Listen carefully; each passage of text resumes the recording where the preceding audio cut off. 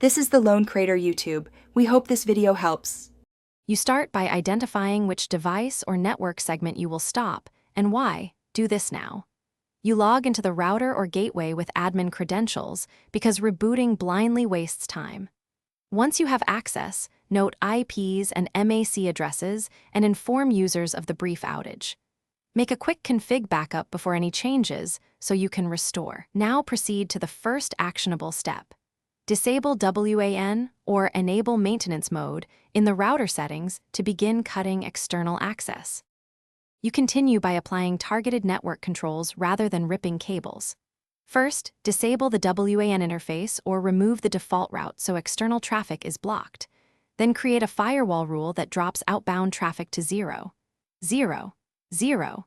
0/0 for the affected IPs or VLAN. This ensures local LAN stays intact. Once done, save and apply the configuration and test from a client device. Open a browser, ping 8 to confirm the internet is stopped, but LAN services remain reachable. You finish by solidifying the changes and verifying the outcome.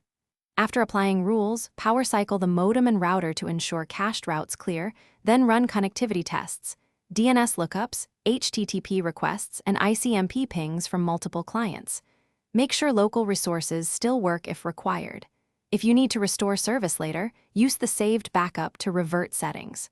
Troubleshooting tip: if internet persists, check for modem bridge mode or ISP-provided device bypassing your router. Clear client DNS and ARP caches and test again. Thanks for watching. Consider subscribing if we helped you.